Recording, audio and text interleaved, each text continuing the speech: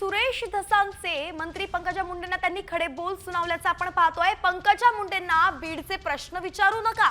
पंकजा मुंडे या जागतिक नेत्या आहेत, त्यांना ट्रम्प पुतीन बद्दल विचारा असं म्हणत सुरेश धसांनी पंकजा मुंडेंना डिवचलंय। एका प्रकारे आपण पाहतोय की पंकजा मुंडेंवरती सुरेश धस यांनी घणाघातच केलेला आहे। गेल्या वेळी जेव्हा पंकजा मुंडेंना याबद्दल प्रश्न विचारण्यात आला होता, त्या पुण्यात होत्या, त्यावेळी त्यांनी हे म्हटलं होतं की पुण्याबद्दल प्रश्न विचारा, बीडचे प्रश्न विचारू नका। आणि त्यानंतर आपण पाहतोय की सुरेश धस आता त्यांनी पंकजा मुंडेंना खडे बोल सुनावलेत।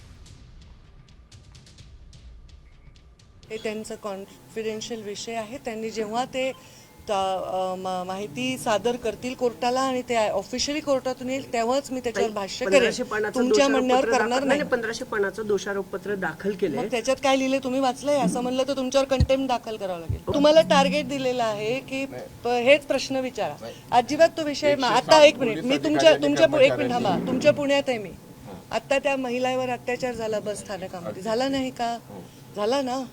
ते प्रश्न विचारा ना। मी पुण्यात आले, तुम्ही बीडचे कशाला प्रश्न विचारताय? पुण्याचे पत्रकार आहेत तुम्ही। माझी मीडियाला विनम्र विनंती आहे की आमच्या पंकजाताईंना पर्यावरण विभागाची जबाबदारी राज्य सरकारने दिली। संपूर्ण देशामध्ये सुद्धा त्यांना पर्यावरणाचं बघावं लागतं, पूर्ण जगामध्ये पर्यावरणाचं त्यांना पाहावं लागतं।